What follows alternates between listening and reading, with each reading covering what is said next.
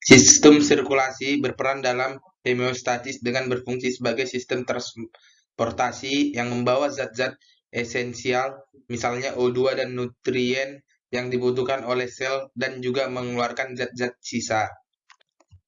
Di sini sistem sirkulasi terdiri dari 3 komponen dasar. Satu, jantung. Jantung sebagai pompa agar darah dapat mengalir. 2. Pembuluh darah. Di sini pembuluh darah berfungsi sebagai saluran untuk mengarahkan dan mendistribusikan darah dari jantung ke seluruh bagian tubuh, mengembalikan dari seluruh tubuh ke jantung. Darah sebagai medium transportasi. Jantung. Strukturnya, setiap belahan terbagi dalam 2 ruang. Atas, 1 atrium, bawahnya ventricle.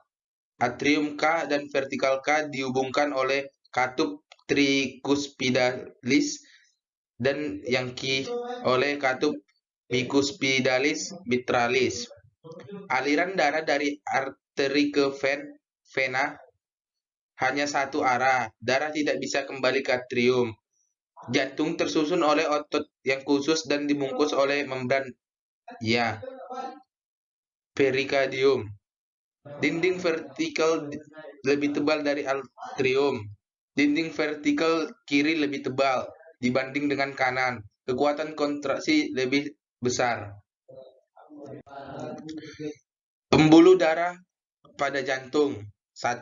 Vena cava sub dan inferior menuangkan darah ke atrium kanan.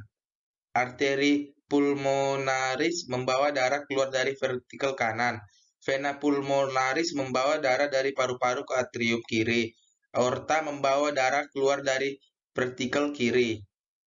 Lubang dari aorta dan dari arteri pulmonaris dijaga oleh katup semilunaris. Katup antara vertikal kiri dan aorta, katup aortik. Katup antara vertikal kanan dan arteri pulmonalis, kutub pulmonaris. Semua katup berfungsi untuk membuat aliran menjadi satu arah. Ini beberapa contoh. Kita masuk ke sirkulasi darah. Peredaran darah besar atau sirkulasi sistematik aliran darah kayak O2 dari ventriki kiri aorta arteri arteriola ke kapiler kembali ke atrium cavia vena cava sub dan influent kayak CO2. Peredaran darah kecil, sirkulasi pulmonali, aliran darah dari vena kanan, arteri pulmonari, paru-paru, vena pulmonalis menuju atrium kiri. Ini adalah beberapa contoh alirannya. Kita masuk ke aktivitas listrik jantung. Jantung berkontraksi atau berdenyut secara berirama akibat potensi aksi yang ditimbulkan sendiri atau otoritmitas. 2 jenis khusus sel otot jantung. 1. Sel kontraksi 90% kerja mekanis memompa. Sel otoritmik khusus untuk mencetuskan dan mengantarkan PA. Lokasi otoritas pada sel jantung. Nodus sinoatrium atau SA pada dinding atrium kanan.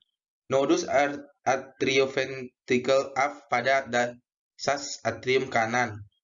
3. Berkas arteriventricle.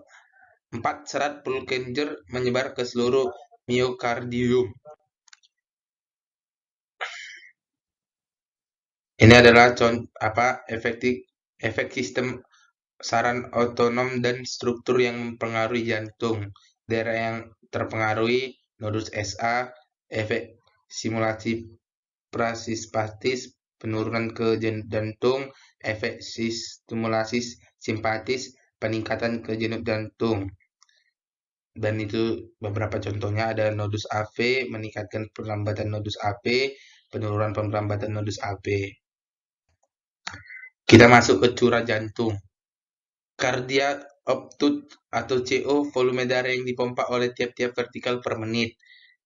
2 penentu curah jantung. 1. Kecepatan jantung per menit rata-rata 7 kali per menit.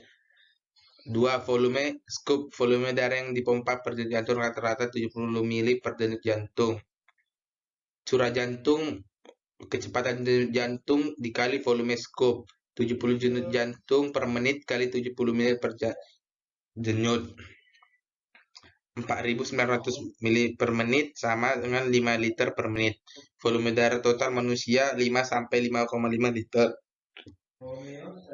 Setiap menit vertikal kanan memompa 5 liter paru dan kiri memompa 5 liter darah sistematik. Tekanan darah adalah daya dorong darah ke seluruh dinding pembuluh darah pada permukaan yang tertutup. Timbul dari tekanan arteri, yaitu tekanan yang terjadi pada dinding arteri. Tekanan diastolik, sistolik, pulsatis arteri rata-rata. Tekanan sistolik, tekanan maksimum darah dari yang mengalir pada arteri yang terjadi vertikal jantung berkontraksi besar 100-140 MHz. Tekanan distolik, tekanan darah pada dinding arteri pada saat jantung relaksasi besarnya sekitar 60-90 mHg. Tekanan darah sesungguhnya ekspresi dari tekanan sistolik dan distolik yang normalnya bersekitar 120-80 mHg. Peningkatan tekanan darah hipertensi kurang dari normal hipotensi. Tekanan darah atau blood pressure sangat berkaitan dengan cardiac output, tahanan perifer vaskular atau R, visual darah dan elastisitas pembuluh darah. Sphygmomanometer ada 3.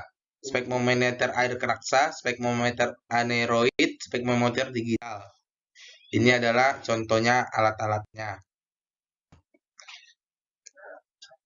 Metode palpasi. Pasien berbaring terlentang di meja periksa, melekatkan lengan kanan darahnya lengan kanan diisi tubuh dan volar.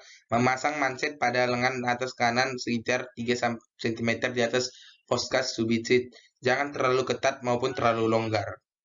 Merebat persta merasakan denyut arteri radial dexta. Memompa udara ke dalam manset menggunakan pompa udara sampai denyut arteri radialis dexta tak teraba. Memompakan terus udara ke dalam manset sehingga tinggi Hg pada manometer sekitar 20 mHg, lebih tinggi dari titik mana denyut arteri radialis dexta tak teraba. Mengeluarkan udara dalam manset secara pelan dan berkesinambungan dengan memutar skrup pada pompa searah jarum jam.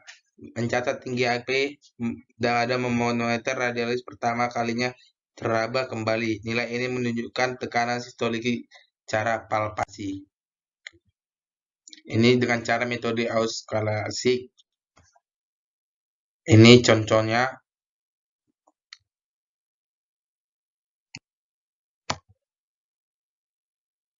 Sistem sirkulasi pembuluh darah.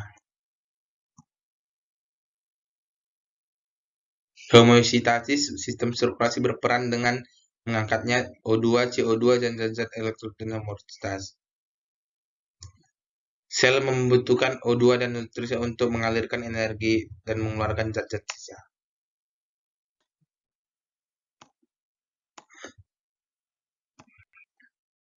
Darah. Komponen esensi yang berada dalam ruangan vaskular. Karakter darah. Warna. Darah arteri berwarna merah muda. Darah vena berwarna merah tua atau gelap.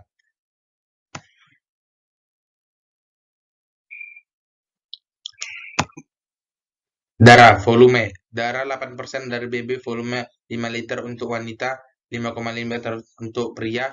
Komposisi plasma terdiri air, elektrot, nitrogen zat, sisa gas hormon, protein, plasma albumin, alfa, beta, gamma, hidrogen. Sel darah terdiri dari ecer dan trombosit. Fungsi darah, transportasi intern, nutrisi, sekresi, mempertahankan air, elektrot, dan keseimbangan asam basa, regulasi metabolisme, hormon, dan enzim.